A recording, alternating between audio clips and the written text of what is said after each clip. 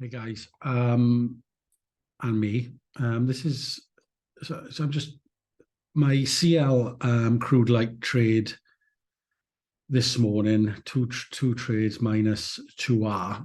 I've written about this in my journal.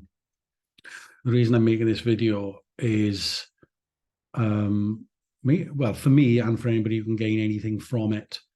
Obviously, so we've got these crude light ODR, which is formed, and we have a wick confirmation. We can see that we're in this contraction model. So, and it's sort of trumpeting. Where am I? So,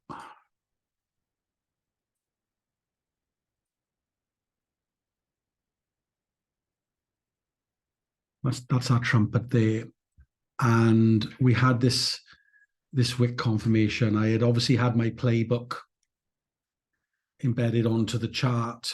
And so I was kind of aware of this last night, and this morning I'm watching the DR form, and we have some 7 IBs, as we can see, in and around those areas. But what was important for me that I'd identified this morning, I'm just going to switch drib back off, was this open price at the IDR this morning, around about the highs of yesterday and pre-DR level. Let's just get an arrow. So sort of here, and then this sort of area there. Let's make that a bit thicker. And I'm going to make it blue. So I have my retracement clusters and my time clusters. And in terms of the ideal entry, for me, I'd identified this area down here, which begs the question, how did it go wrong? I'm going to explain. So my thinking was a long position, if we get anywhere close or on to the open price. We've got the VIB here, and we've got a GIB here, and we've got a magic GIB running underneath it. So I'm looking in this sort of area, here, to try and catch it. That's what I'm thinking. However, our minds can play tricks on us. It certainly did on me this morning. So I've already identified this. This is prior, basically prior to the DR completing, or prior to its full formation. And while it formed, we can see this here. And yes, that had closed, and this one here. So I'm just going to overlay that, and even though this one is closed, I'm still going to overlay it because I want to show what was on my mind. So I'm unsure of this kind of no pass zone of this being hit. And at the back of my mind, I've got my retracement clusters and time and the wick confirmation long. And, we're above open and we're in the trumpet model. So I entered here on this rejection of the lower and close on that there, thinking that I had a cracking entry, and obviously targeting that area up there. I'm looking at a lovely trade, and I think it was that got in here, and I jumped and I took that trade, and it was stopped out immediately. We're now into the last candle, which is what I got stopped out on. And the close of that candle is where I'm thinking of taking an entry. At this point, scenario still valid. So I've gone from, I think it was a mistake because my prep had told me somewhere else, but I jumped in too soon. You can argue the toss about that.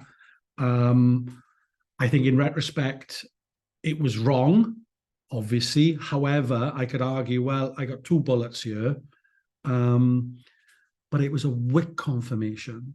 And on the wick confirmation, I only have the one trade to take under my rules. And that I omitted in my thinking. So I did not have clarity on the second entry, which was at the close of the last candle. So this trade. So that is there. I'm grabbing it there. And my stop is 1 tick below what I think is the low, because that's the last candle. And as you can see, I'm stopped out in less than a minute.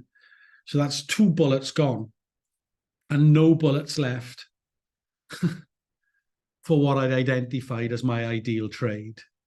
And the setup there, as I discussed and mentioned at the start of the video, we have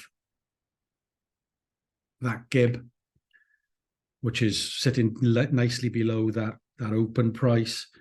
And then we have that one there, which I would say is a MIB, giving me a lovely bit of protection. There's 3 things. I've got the open. I've got, 4. I've got the wick confirmation. I got the open. I've got the MIB and the gib. So, there was possibility to enter either on the first tag, and if I've missed that, on the second, or even that third one there. This, for me, is a lesson in patience, a lesson to try and really consider what my prep has told me, because if I'd stuck to my prep and thought and worked back from that, there probably wasn't any need to take that first trade. Last candle one, yes. What I'm saying is that the prep trumped the first trade, not necessarily the last candle trade. Either way, it's -2R. My bullets were used for CL, and sadly, or not sadly, I'm grateful for the lesson here, the lesson in patience, the lesson in, or not the lesson, the lesson in the value of that prep. But not only that, in terms of me personally making this video and actually putting into words and a video what that was all about this morning. Anyway, it's only a short video. There it is. And essentially, we would have hit both targets, on that particular trade there. If you catch it, if you're catching it, it doesn't matter. You're looking at 10, 11 R. And even if it's not, even if you're just targeting that back up to your IDR, DR, it's still a nice trade. And in the data, just turn this on my screen up there. 1 second. In my data, that was a valid, why isn't that going back on?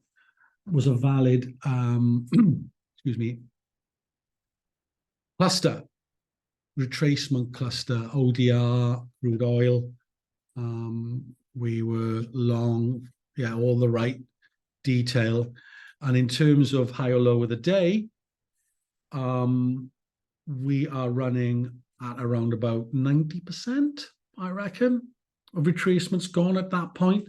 So I've taken that opportunity away from myself to engage with that trade, because I'm trying not to break rules. And I don't think I did. Well, I did on the second entry, even though it was caused by the first entry. I wasn't going to make that mistake again. Rules are rules. But this is a lesson, as I've said, to ensure that I don't do that again. And I'm putting it out there as a reminder to me. Anyway, look, thanks, guys. That's the end of the recording.